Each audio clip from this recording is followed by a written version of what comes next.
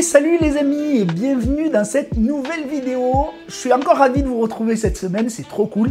Donc cette semaine, on va travailler des exercices techniques. Alors vous allez voir que c'est hyper utile et nécessaire pour s'améliorer techniquement sur l'instrument. Alors on a toujours cette tendance à croire qu'il suffit de jouer pour s'améliorer, mais lorsque vous allez tomber sur des plans un peu techniques, des gammes à jouer ou des accords à passer, si vous n'avez pas suffisamment de technique dans les deux mains, d'endurance, de force, de technique, de précision, de fluidité, vous allez avoir certaines limitations pour jouer. Donc, mettre des routines en place de travail très courtes, mais des routines avant chaque séance, d'échauffement ou de travail technique, c'est hyper utile. Alors, cette semaine, je vais vous montrer des exercices issus de ma formation sur les exercices d'échauffement et de technique. J'ai découpé ça en 4 routines, donc vraiment des routines qui vont être plutôt axées sur une main ou sur l'autre, ou sur un travail technique ou sur l'autre. Chaque routine va comporter à peu près une dizaine d'exercices. Des exercices qui sont complémentaires les uns des autres. Et ici, je vais vous en montrer 4. Alors, je ne vais pas vous afficher les partitions. Les partitions, vous les avez dans le document si vous voulez le télécharger sur mon site guitaristique.com. N'hésitez pas, mais je vais vous expliquer les exercices. Donc, je vais prendre un exercice de chacune des routines. Comme je vous ai dit, dans chaque routine, une dizaine d'exercices. Et je vais prendre le premier exercice de chacune des routines pour vous l'expliquer et voir un petit peu ce de quoi il en retourne. Allez, on commence tout de suite avec la routine 1. Alors la routine 1, alors je lis, mais la routine 1, elle concerne plutôt la maîtrise de la main droite. Donc plutôt au médiator. Et elle va servir à développer un petit peu le picking, la précision de votre jeu en aller-retour ou en legato ou en sweeping avec votre main qui tient le médiator, votre main droite. C'est vraiment hyper important d'être très précis et d'être très fluide sur le jeu au médiator, la précision des cordes. Donc, pour ce premier exercice que je vais vous proposer aujourd'hui, vous allez voir que dans la théorie, c'est très simple. Dans la pratique, c'est un petit peu plus compliqué à faire, mais c'est vraiment ça la technique. Tout ce que vous n'arrivez pas à faire techniquement, c'est évidemment ce que vous devez travailler, c'est évidemment ce qui est le plus important à travailler pour vous. Alors on est parti. Dans cet exercice, vous allez pouvoir étouffer vos cordes. Ça, c'est très important. Vous n'avez pas besoin...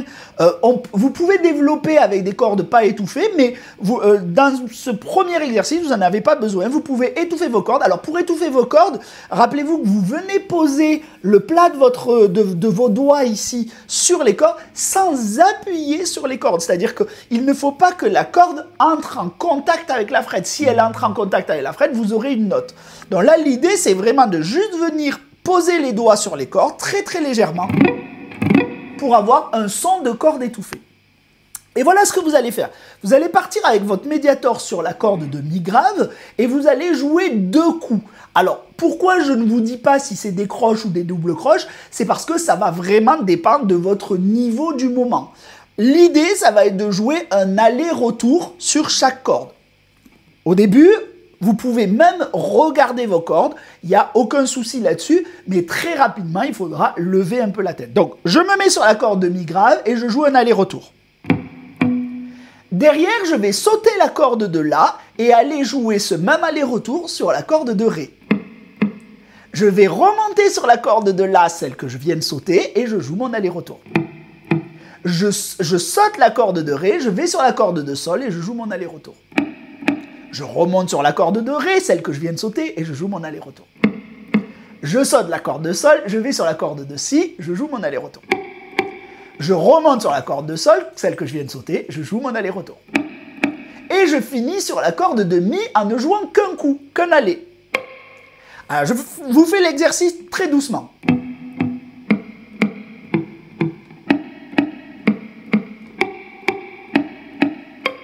Ok, vous voyez un petit peu l'idée de cet exercice? Je saute une corde, je remonte sur celle que je viens de sauter, je saute une corde, je remonte sur celle que je viens de sauter, etc., etc. Ok, et une fois que j'ai joué ma corde de mi, je vais rejouer ma corde de mi en aller-retour. Et puis, je vais faire tout l'exercice en sens inverse.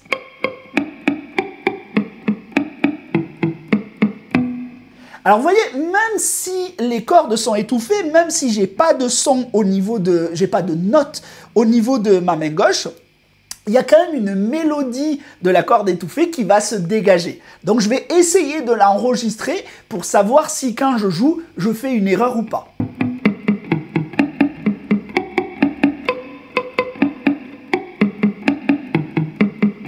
Ok, j'ai eu une petite imprécision, mais on est pas mal. D'accord? Ben, vous voyez, c'est ça l'exercice. Cet exercice-là, vous allez le monter en tempo. Alors, comment je vous propose de travailler ces routines? Pas n'importe comment. Vous pouvez vraiment, c'est vraiment sous forme de routine. Vous savez que chacune des routines va travailler un des aspects techniques nécessaires pour tous les aspects de votre jeu, que ce soit les accords, les solos, la précision de la main gauche, etc. Donc, prenez un exercice de chaque routine, donc ça va vous faire 4 exercices que vous allez mettre en échauffement avant vos séances de travail. Donc, grosso modo, vous allez pouvoir travailler ça entre 10 et 15 minutes avant vos séances de travail.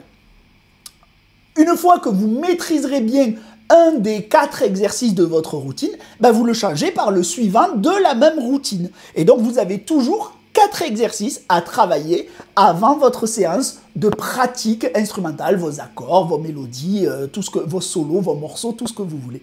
Donc, vous prenez toujours un exercice de chaque routine et vous avancez comme ça. 10-15 minutes. Travaillez-le au métronome. Évidemment, là, je ne l'ai pas fait au métronome. Je vous explique juste l'exercice, mais vous travaillez-le au métronome. Vous pouvez commencer à la noire, donc vous pouvez commencer extrêmement lentement, un coup sur chaque noire. Donc le coup vers le bas sur une noire, le coup vers le haut sur une noire. Et puis vous sautez votre corde, le coup vers le bas sur une noire, sur un temps quoi, etc. Puis après vous allez le travailler à la croche. Donc 1 et 2 et 1. Voilà. Et puis vous allez remonter 3 et 4 et etc. etc. etc. Et puis lorsque vous êtes vraiment très à l'aise, mais ça va prendre un petit moment si vous n'avez pas l'habitude de faire ça, travaillez-le à la double croche. C'est vous qui voyez. Mais vraiment cette idée de pouvoir sauter les cordes. Donc ça, c'est le premier exercice de la routine 1. Et vraiment, vous avez 10 exercices dans la routine 1. Donc vous avez vraiment de quoi faire. Il n'y a aucun souci, vous allez avoir du travail. Mais à chaque fois, découvrez les exercices, travaillez-les très lentement et ensuite montez un petit peu en vitesse et en niveau. C'est pas si facile que ça. La routine 2, alors la routine 2, je regarde un petit peu en quoi elle consiste. La routine 2, elle travaille l'indépendance des doigts de la main gauche et la force de ses mêmes doigts. C'est pas si évident. Donc vous allez pouvoir améliorer un petit peu la précision dans le fretage de vos doigts, c'est-à-dire où vont se poser les doigts sur les cases. Est-ce que je serai en fond de case, au milieu de la case ou bien proche de la frette, etc.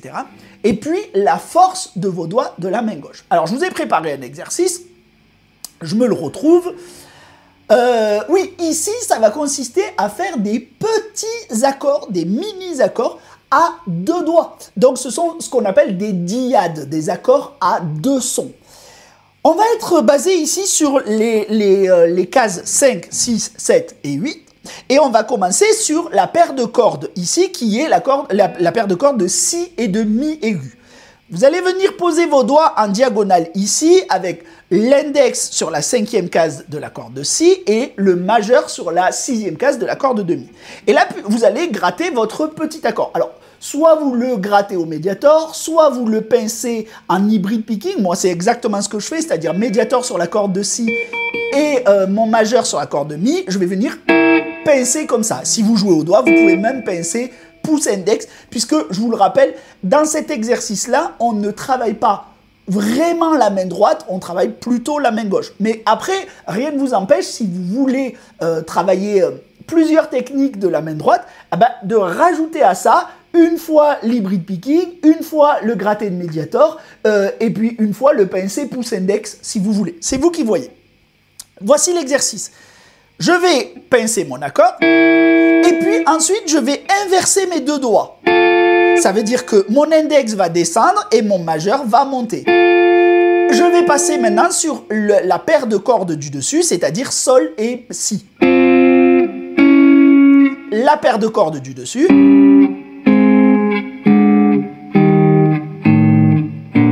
Ok, là, vous avez vu un petit peu le mouvement. Hein. Index majeur, j'inverse. Index majeur, j'inverse. Index majeur, j'inverse.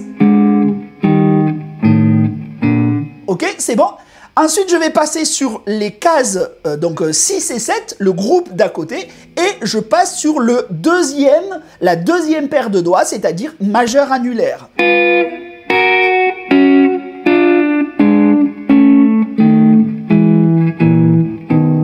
Ok, c'est bon. Pareil avec le troisième groupe de doigts, annulaire, auriculaire.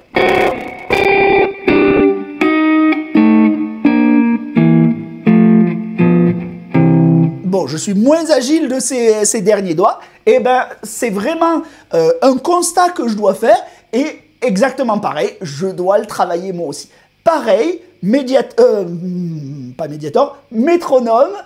très très lentement, en noir au départ, en croche si vous voulez, double croche ça va être un peu compliqué, mais c'est à vous de voir. En tout cas, le tempo, vous le décidez, commencez à 60 et puis vous montez comme ça.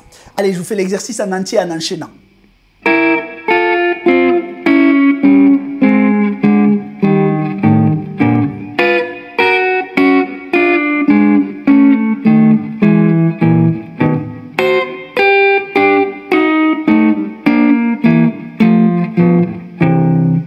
Voilà, vous avez un petit peu compris.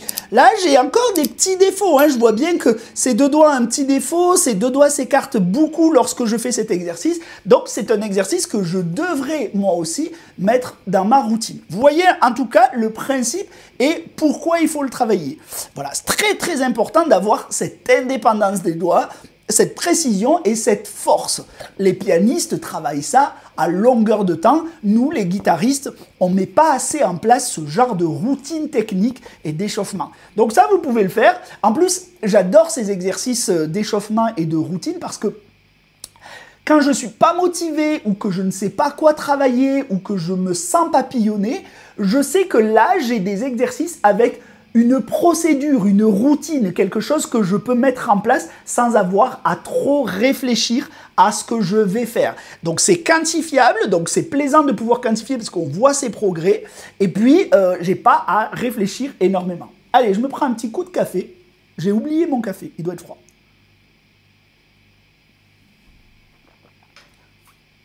Les amis, si cette vidéo vous plaît ainsi que les autres, et que vous souhaitez me soutenir, je vais faire comme les artistes et je vais faire passer un peu le chapeau au sein de la communauté.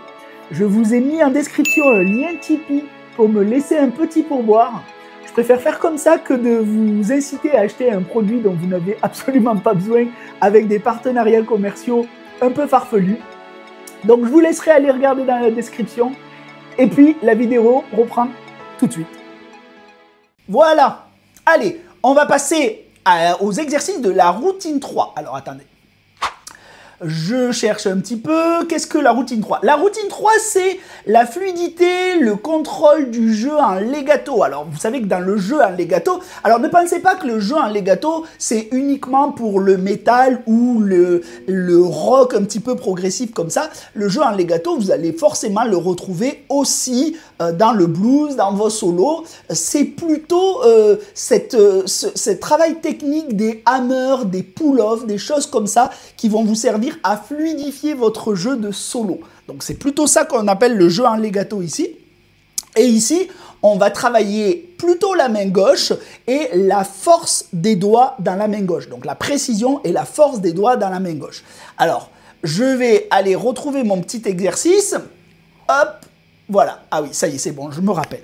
Donc, on va être ici, on va changer un petit peu de groupe de cordes. On va passer ici sur le groupe de cases, pardon. On va passer entre la case 9 et la case 12 ici. Et on va venir, donc, ici, la main droite ne va pas vraiment travailler. C'est plutôt la main gauche qui va travailler. On va jouer donc un doigt par case, donc 9, 10, 11, 12. Et on va venir appliquer des hammers avec nos doigts. Mais attention, ce qu'on va faire, c'est qu'on va partir en diagonale. Donc, premier doigt sur la corde de mi grave, deuxième doigt sur la corde de la, troisième doigt l'annulaire sur la corde de ré et quatrième doigt sur la corde de sol. Et on va venir appliquer des hammers progressifs avec nos doigts. Attention, il va falloir relever les doigts après avoir fait vos hammers, puisque vous allez devoir faire des allers-retours, pas uniquement les descentes. C'est ce qui va un petit peu compliquer la tâche. Vous allez voir que ça, c'est pas simple d'obtenir un son à peu près équivalent. On ne peut pas avoir vraiment le son équivalent. Enfin, on doit pouvoir, mais il va falloir le travailler beaucoup. Mais à peu près équivalent. Donc, je vous montre un petit peu l'exercice. Je frappe avec mon index sur la corde de Mi. Puis, je frappe avec mon majeur sur la corde de La en relevant mon index.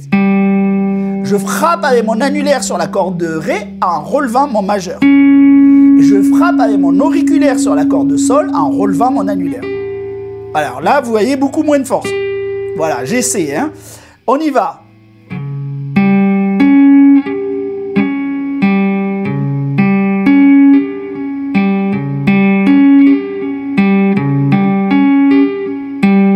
J'essaie d'obtenir le son de l'impact de mon doigt sur la corde. Ce qui n'est pas évident de l'avoir toujours, mais quand vous l'avez à chaque fois, vous savez que votre doigt est venu vraiment marteler la corde. Parce que l'idée, c'est pas de venir se poser fort, c'est vraiment de mettre un impact pour que la corde rentre en vibration, comme si c'était un coup de médiator. Donc là, ce qu'on va faire, c'est qu'on va faire 2 allers-retours et juste un aller. Là, j'ai fait le premier aller-retour. J'ai fait le deuxième aller-retour et je fais un aller. Et ensuite, je vais reprendre la même chose à partir du groupe de la corde de La. Donc, je descends d'une corde pour refaire.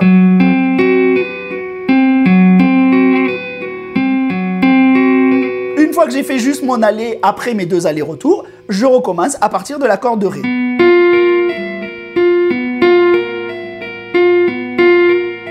Voilà, vous avez compris l'idée, hein? Je fais ma descente, je remonte, je fais ma descente, je remonte et je refais ma descente. Je change de groupe de cordes, etc., etc. J'essaie de vous faire l'exercice enchaîné pour que vous l'entendiez d'une traite.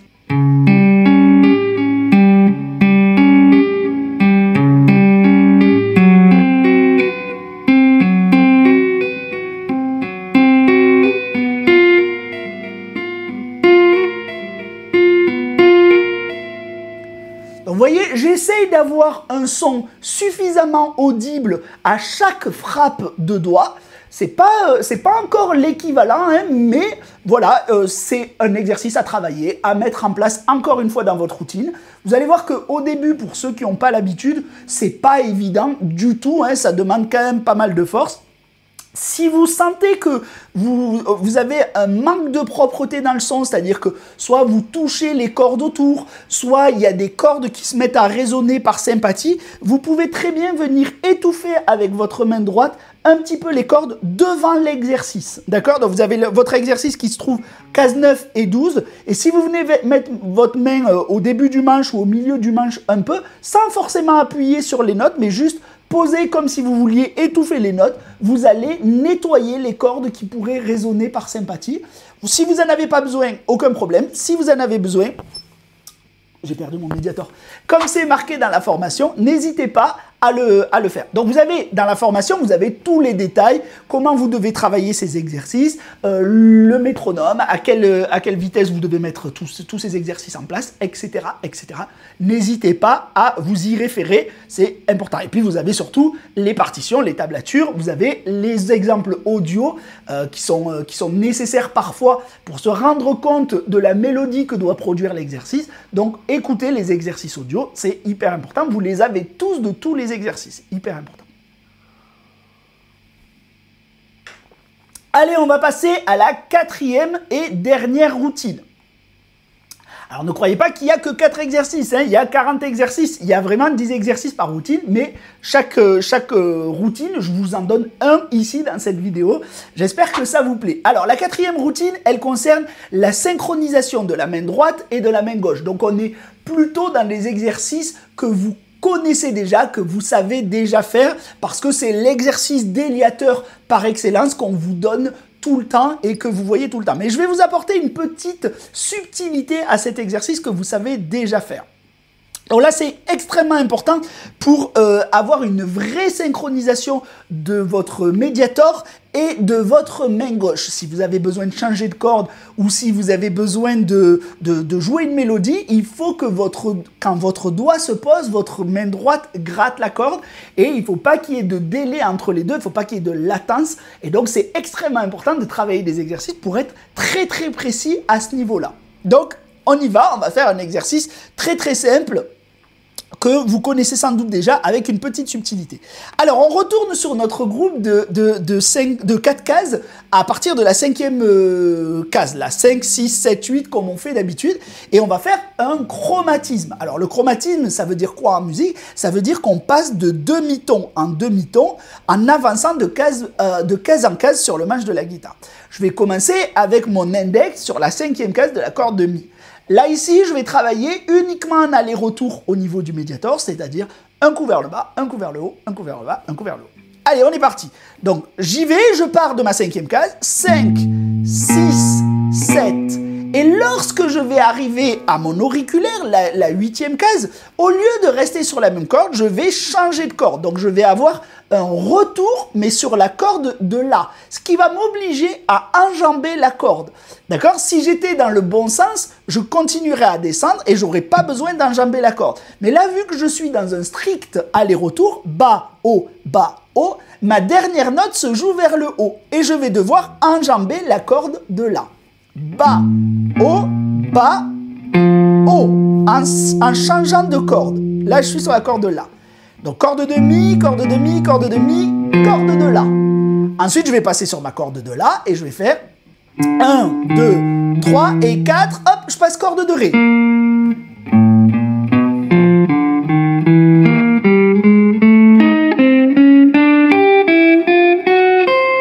D'accord? C'est le même exercice que je vais jouer par paire de cordes comme ça. D'accord? Donc, normalement, vous connaissez déjà cet exercice qui fait le chromatisme 1, 2, 3, 4, 2, 3, 4, 1, 2. Mais là, vous ne changez pas de corde. Donc, vous n'avez pas cette difficulté supplémentaire d'avoir le saut de corde en retour. Ce qui est quelque chose de techniquement très, très, très utile lorsque vous allez faire vos solos. Donc, on va faire ce saut de corde. Et puis, vous avez évidemment la remontée, c'est-à-dire exactement pareil. 1, 2, 3, 4. Là, vous allez passer sur la corde du dessus.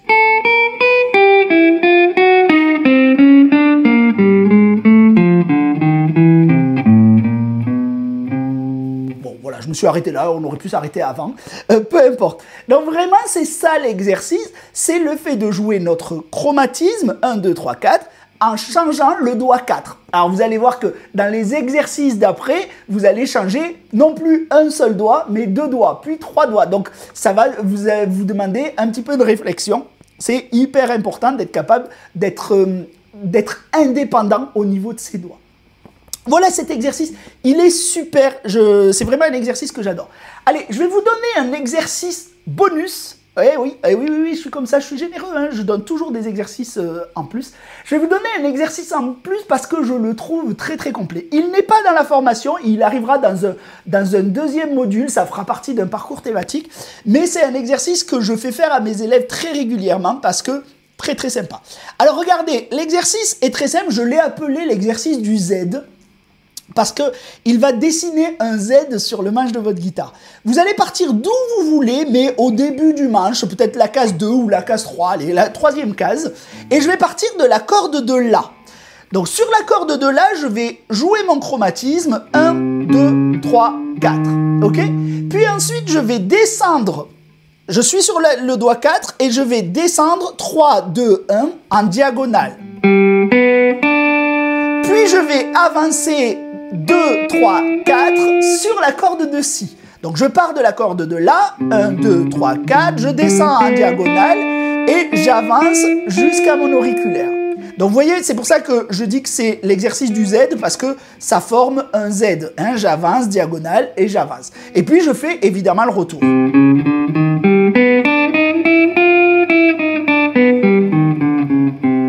Et alors, maintenant pour les sens de médiator. Je fais de l'aller-retour jusqu'à arriver à mon auriculaire. Là, je fais du sweeping, c'est-à-dire que des coups vers le bas, pour aller jusqu'à mon index. Et je reprends mon aller-retour pour arriver jusqu'à mon auriculaire. Et quand je vais remonter, je peux faire du sweeping, d'accord? Donc, juste des coups vers le haut, ou alors je peux faire de l'aller-retour. D'accord? Et une fois que je suis arrivé à mon point de départ, j'avance d'une case.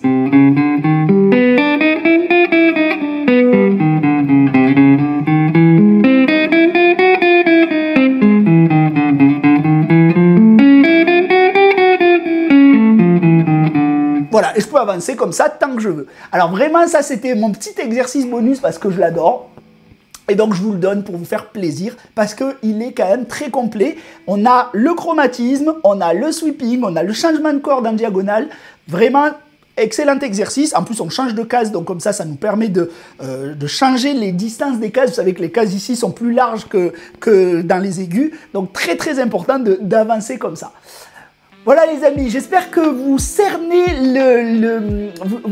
l'importance de travailler ces exercices techniques et d'échauffement dans votre jeu de tous les jours. C'est vraiment extrêmement important et ça va vraiment vous apporter beaucoup plus de facilité à jouer par la suite. Ça va même vous apporter des idées dans vos solos parce que il y a plein d'exercices techniques qu'on va retrouver dans les solos qui vont créer des motifs de solo hyper efficaces. Donc, je vous encourage vraiment à les travailler. Si ça vous intéresse, vous avez la formation sur le site Guitaristique. Vous savez qu'elles sont toujours très précises, toujours très bien faites, qu'elles sont pas chères. Je crois que celle-là est à 9,90 €. Donc vraiment, vous avez vraiment du travail. Vous pouvez mettre ça dans vos séances de travail tous les jours. 10 à 15 minutes par jour, c'est suffisant, mais faites-le tous les jours, c'est ça qui va payer. Et puis, vous changez vos exercices, vous en prenez 4, un par routine, vous le mettez avant votre séance de pratique, de travail, et puis vous changez vos exercices, soit quand vous en avez vraiment marre, soit quand vous pensez que vous les maîtrisez suffisamment. C'est hyper important. Voilà les amis, j'espère que ça vous a plu. On se retrouve la semaine prochaine pour un autre sujet, je ne sais pas encore trop quoi. Mais moi, je me régale à les faire avec vous. N'oubliez pas de liker la vidéo, s'il vous plaît, de commenter, même si ça a été très précis. Dites-moi que ça a été très précis. Et même si vous pensez que vous n'avez rien à dire, donnez-moi votre retour sur cette vidéo. Moi, ça me fait plaisir. J'aime vous lire, j'aime vous répondre. Et puis, l'algorithme YouTube aime que vous commentiez mes vidéos. Ça lui permet de me montrer à d'autres. Donc, faites-le, please. Activez la petite cloche. Et puis, merci. À bientôt. Bye bye.